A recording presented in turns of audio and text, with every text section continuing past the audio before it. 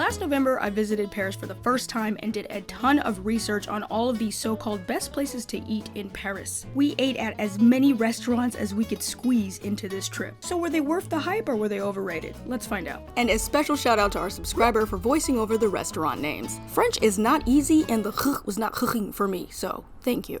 Starting off with Bouillon Chartier Grand Boulevard. The restaurant I recommend being your first stop if you're new to Paris. It's the perfect introduction to French cuisine without breaking the bank. As a train enthusiast, I was so excited because this restaurant resembles a railway station. It was like a blend of upscale and comfort. We wanted to try all of the typical Parisian dishes without spending too much. The waiter took down our order right there on the tablecloth. Okay, can we go to the butcher's cut? Yeah. What's good? Oh, this is good? What's good? What cheese is good?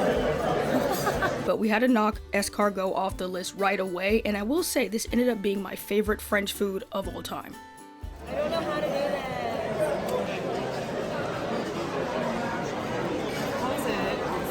It's good. It's like French.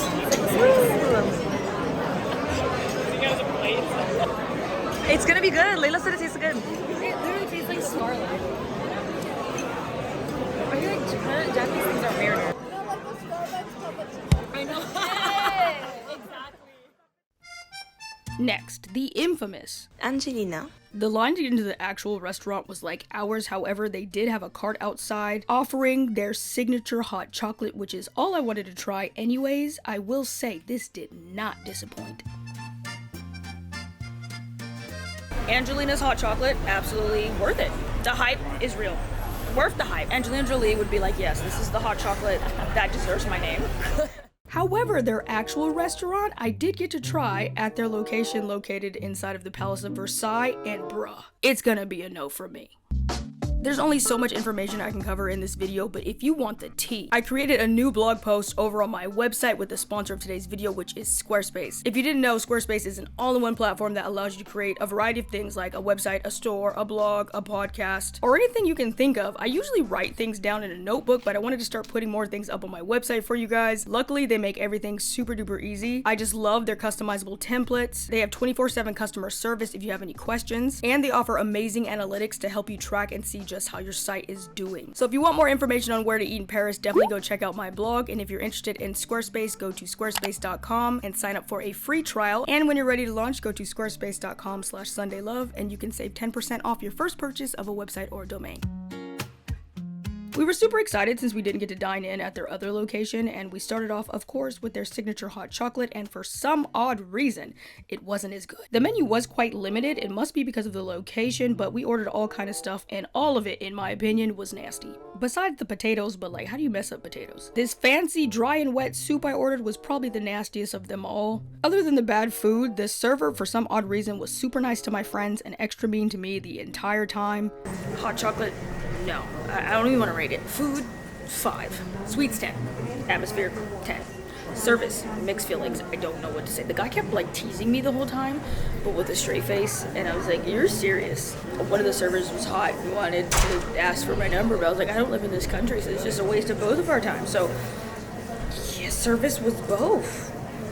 I still recommend this place, but just not this location. Speaking of overrated,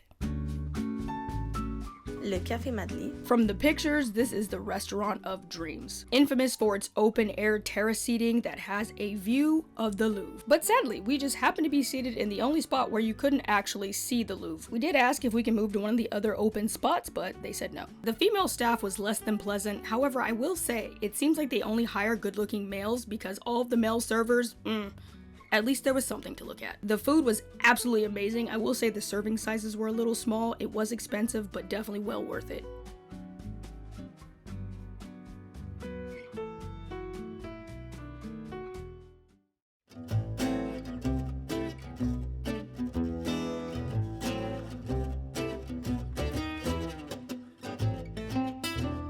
Next, my favorite restaurant of the entire trip, Le Basilic. Serving traditional local French cuisine in a charming old world establishment. I just love this place. Not only was the food amazing and we ordered so many different dishes, but the staff really just made this entire experience. Joyeux anniversaire, joyeux anniversaire. Unlike in Japan or even America, it was actually really hard finding places that had birthday plates, and I noticed you just have to ask. So not only did they bring out a birthday plate with a candle, but they also sang for us. Kiss, kiss. They were just so friendly and literally made my entire trip. I highly recommend you guys check out this spot. What's a birthday trip to Paris without afternoon tea? And after so much research, I finally settled on Le Bristol Café Antonia. This was by far the fanciest, most elegant place we visited on the entire trip. Alright, this is by far the fanciest place I've ever been to here so far. And they had like a dress code.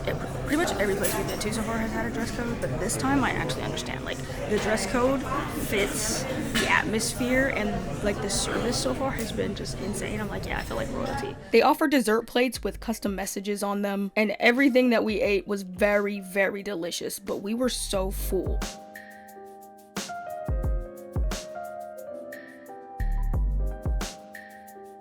We definitely didn't need one each, and we all had to make room in the bathroom, which I highly recommend you check out because like everything was gold.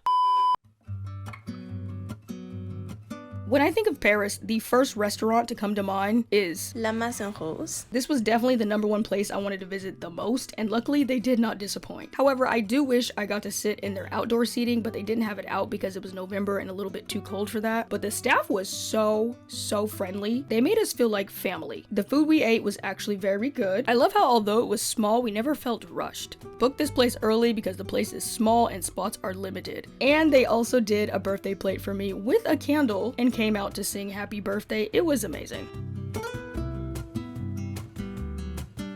Wait, it's like so packed with so many like tourists just looking at the building. That was 10 out of 10, right? Yeah. It was so good. Especially our server, he was a 10 out of 10. He was a 100 out of 10. He brought them candles and sang like for me. And then everybody started singing. It was magical. And Lila cried. I didn't cry. She didn't cry. Honestly, there are too many spots to try if you want to eat sweets. However, this is one of the spots my friends really wanted to go to, which is L'Occitane. We just got a couple of macaroons and pastries to go. It was actually very delicious. They had way too many choices. Make sure you come with friends so you can share and try a little bit of everything.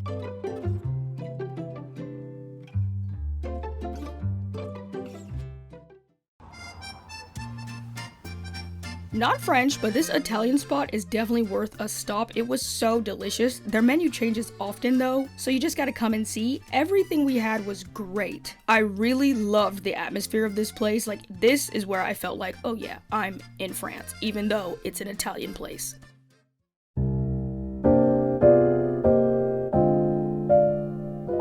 Lastly, Bateau Parisien. this iconic dinner cruise was a must if we visited Paris. You get to cruise down the iconic Seine River and enjoy a course meal while taking in the sights. I highly recommend doing this even if it's not with this particular company. Honestly, it was ghetto, but it was so impressive that you wouldn't notice the ghetto things going on. The food was not good. I'ma just say that. The dessert was, and you do get a lot of drinks. However, the entire experience was just so amazing. I still recommend this, especially in a romantic setting. Okay, it's very romantic though. So romantic. Like, wait, I'm sitting by myself because I'm sitting like at 1 because everything's for 2. Let me space though. I feel like everywhere we sit, it's always so cramped.